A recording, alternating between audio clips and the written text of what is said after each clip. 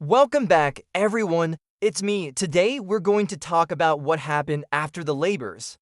Because when I was younger, I would read all these stories about Hercules, the Greek hero, and I loved hearing about his 12 labors and his strength and all of those amazing beasts that he fought. But then I would always wonder, well, after that, what happened? Like, does he just go off to Sparta and live happily ever after? No, right. Like, that's not how it goes. So today we're gonna take a look at what happened to Hercules after his final labor. For those of you who are new here, I bring you a selection of folklore and mythology from around the world every week, usually focusing on folktales, myths, and legends of the various cultures of Europe and the ancient world.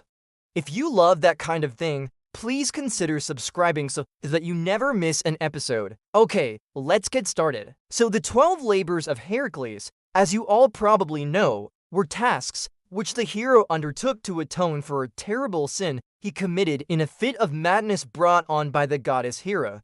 After slaying the Lernaean Hydra, Hercules found himself free from the burden of his labors, or so he thought.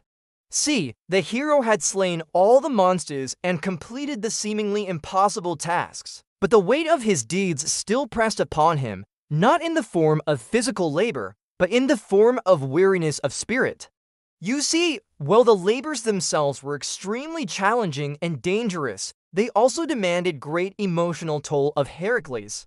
For in each task, he confronted something base, some animal instinct, some uncivilized primordial force. And as he subdued these things, he became more civilized, more heroic, more human.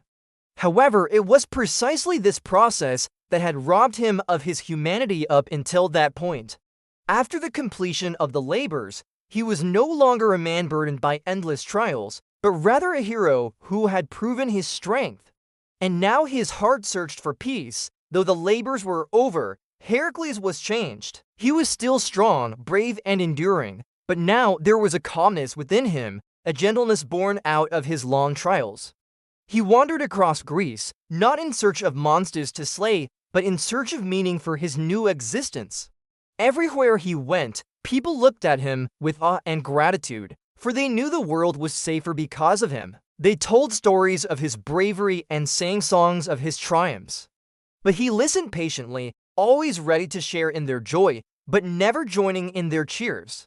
He couldn't understand why they glorified the labors, why they celebrated such pain and sorrow. He tried to explain that the truth lay somewhere else, in the stillness after the storm, in the quiet strength that came after the roar of the waves had faded away.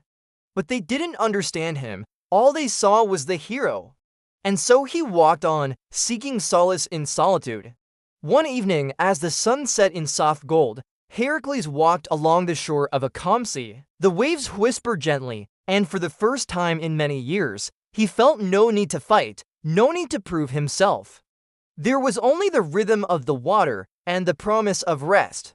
He could feel the sand beneath his feet, the breeze upon his skin, and hear the cries of the gulls overhead.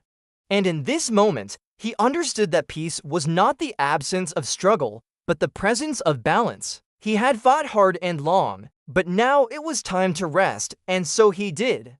He spent his days helping farmers plow their fields, lifting stones that blocked the earth, guiding travelers through forests, protecting them from wild paths. His strength, once used in battle, was now used in kindness. And this, more than victory, brought him comfort. And at night, when the stars appeared, Hercules would sit quietly by the fire. He thought of the lion, the hydra, the golden deer, the apples of the gods. Each trial had been heavy, but now they were only memories, distant echoes of a life he had lived. He realized that the monsters he had slain were not just beasts, but aspects of himself, fears and demons he had carried within him for so long. And as he faced them and conquered them, he had become more than he had been before. He had become human. He understood now that the real victory was not in the labors themselves, but in the growth that had come from them. It was not in the slaying of monsters, but in the peace that followed. He had learned that true strength lay not in brute force, but in resilience and endurance. And true courage was not the absence of fear, but the triumph over it. As you rest tonight, let Hercules remind you that your own battles, too, will one day fade. Your challenges may seem overwhelming now, but remember, even the greatest hero had his moments of doubt and despair.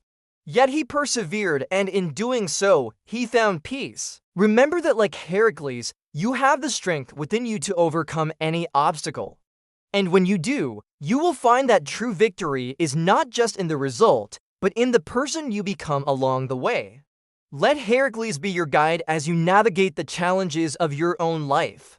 Let his story inspire you to keep going, even when the path ahead seems dark and difficult. Trust in your own strength and believe in your ability to overcome.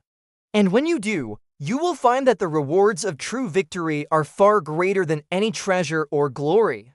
Thank you all so much for watching today. If you enjoyed this episode, please leave me a like and a comment down below. What do you think? Do you agree with Hercules? Do you think the victory is in the journey, not the destination? Please let me know down below. I'd really enjoy reading your comments. This has been a sort of experiment in storytelling, and I hope it's gone well.